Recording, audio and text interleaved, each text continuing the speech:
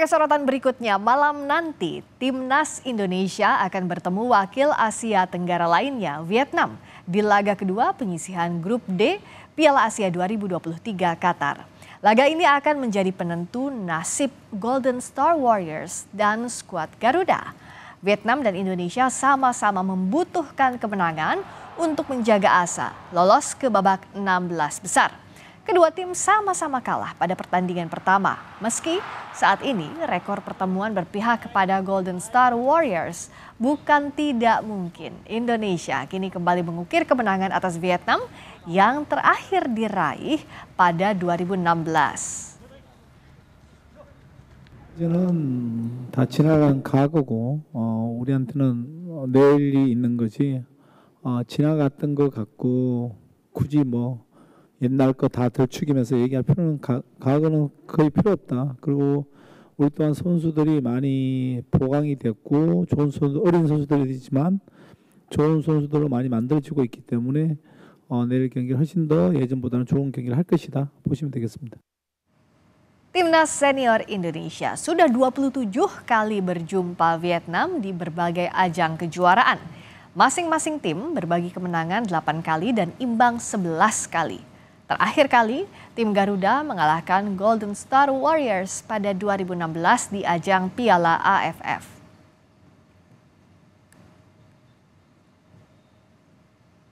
Mengarungi Piala Asia 2023, tim Garuda didominasi pemain muda dan sejumlah pemain naturalisasi berpengalaman.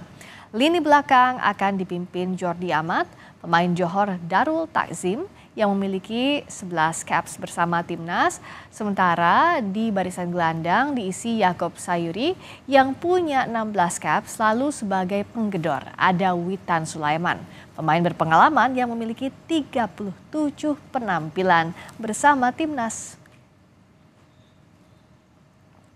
Di Piala Asia 2023 di Qatar, Indonesia dan Vietnam tergabung di grup bersama Irak dan Jepang. Saat ini, Indonesia berada di dasar klasemen setelah kalah dari Irak di laga pembuka. Sementara Vietnam satu tingkat lebih baik meski kalah dari Jepang. Vietnam unggul dalam hal produktivitas gol.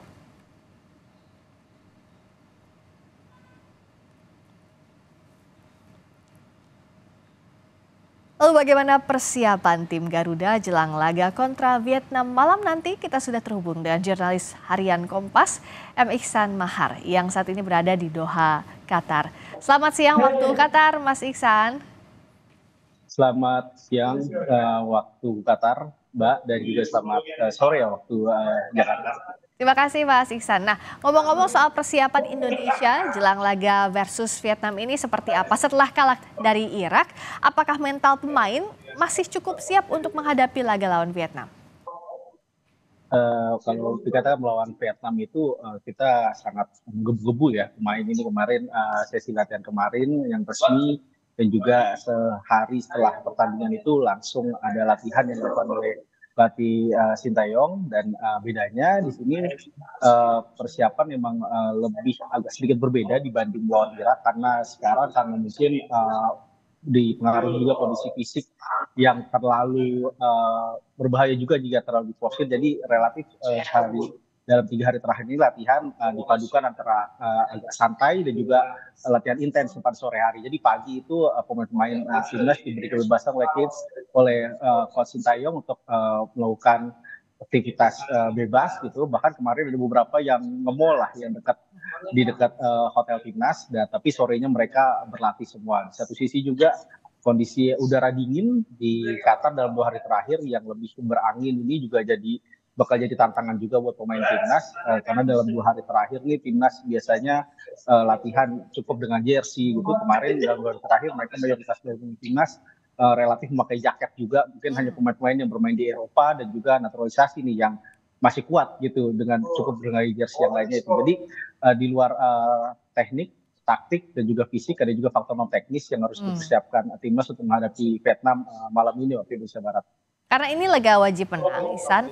Kalau susunan main juga formasi, apakah Coach Shin sudah akan ada ancang-ancang untuk melakukan perubahan dari pertandingan pertama? Kalau relatif untuk formasi taktikal itu kami melihat kemarin dari persiapan terakhir di official training itu relatif masih sama ya, formasi dengan 3 back tengah dan juga ada 2 back sayap yang akan menjadi 5 back di ketika dalam bertahan itu masih menjadi pakem.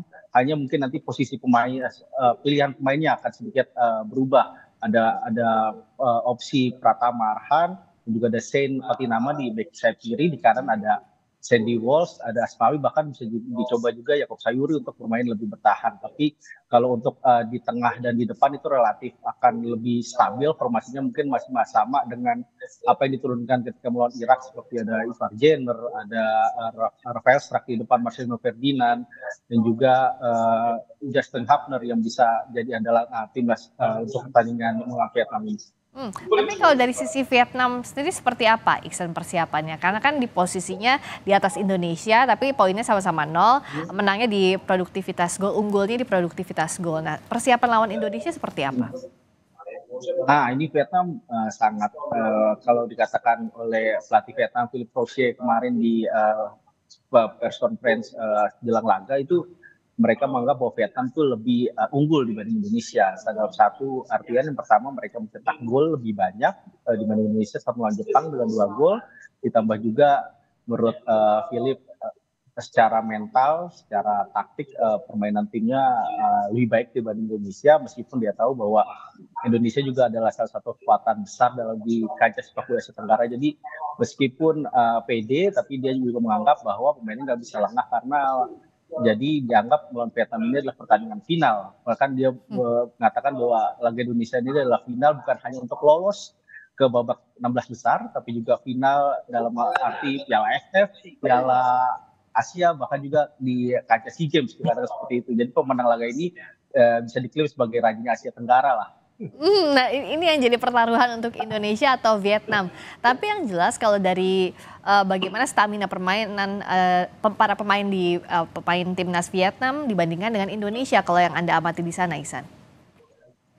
Ya, kalau untuk iklim, suasana tim dan juga soal kondisi pemain itu relatif sudah lebih baik ya pemain dibanding pertandingan pertama. Nah, taktikal terutama yang paling berbeda itu suhu di sini. Suhu di sini dalam 2-3 hari terakhir itu lebih dingin dibanding pekan-pekan sebelumnya, jadi sudah lebih berangin. Jadi apalagi ketika sudah memasuki jam 5 sore atau waktu sore ketika waktu duha itu cuaca akan jauh lebih dingin dibanding sebelumnya. Jadi itu yang paling utama juga harus diperhatikan. Bahkan tim setelah Jepang pun mereka bermain jam 2:30 waktu sini, dan itu mereka sangat menyesuaikan dan mereka berlatih setiap hari itu jam 10 pagi, bahkan menjadi tim yang paling pagi latihan di sini. Dan itu juga dilakukan oleh Coach Sintayong, karena sebenarnya timnas itu punya waktu latihan tuh dua slot, jam 10:30 dan juga jam 5. Tapi Coach Sin fokus untuk selalu latihan jam 5 dan jam 10 diambil nanti ketika jelang melawan Jepang, karena kita kan main siang hari di sini. Jadi segala sesuatu persiapan, taktikal, teknik, dan fisik saya rasa sudah sangat maksimal timnas. Hanya nanti di pertandingan nanti kita lihatlah kejutan apa dan juga hal-hal apa yang akan ditunjukkan oleh pemain yang mereka janjikan pertandingan nanti akan lebih baik dibandingkan laga melawan Irak. Karena sebenarnya yang ditunggu tuh selain kejutan juga keberuntungan ya. Karena kita waktu lawan Irak sudah habis-habisan, sekarang lawan Vietnam juga pasti sama. Nah ini bolanya akan bergulir kemana, ke Indonesia atau Vietnam. Tapi kalau dukungan dari supporter timnas Indonesia gimana, Ihsan? Wah, ini luar biasa ya kalau dukungan supporter Indonesia. Cuma bedanya di sini kendalanya ada satu, karena stadion yang digunakan Abdullah bin Khalifa ini kan bukan stadion Piala Dunia, jadi hanya stadion klub raksasa di Qatar, Abu Hail, yang mana kapasitasnya hanya 15.000 penonton maksimal. Sedangkan kemarin di stadion pertama Ahmed bin Ali atau pertandingan nanti kita ketika melawan Jepang Altunoma itu kapasitasnya 45.000. Jadi stadionnya sangat kecil, tapi kalau untuk kuota supporter Indonesia dapat sekitar 600 tiket yang sudah dipegang, 619 tiket setelah terkonfirmasi. Itu lebih banyak dibandingkan melawan Irak kemarin yang hanya 140. Tapi saya juga bertemu kemarin beberapa diaspora di kita, itu mereka masih menunggu tiket, dan itu masih menunggu tiket tambahan. Dan sejauh ini kalaupun tidak dapat, kemungkinan diaspora Indonesia akan berkumpul di satu titik, terutama di daerah Katara atau di Sekwakif, untuk melakukan nonton bareng timnas bagi mereka yang nggak dapat tiket untuk ke dalam tribun stadion nanti. Mari kita dukung Timnas Indonesia, semoga beruntung dan memiliki hasil maksimal. Harus menang lah, wajib menang ya melawan Vietnam Wajib agar menang, memudahkan lolos. langkah dan juga lolos ke fase berikutnya. Terima kasih Emiksan Bahar langsung dari Doha, Qatar.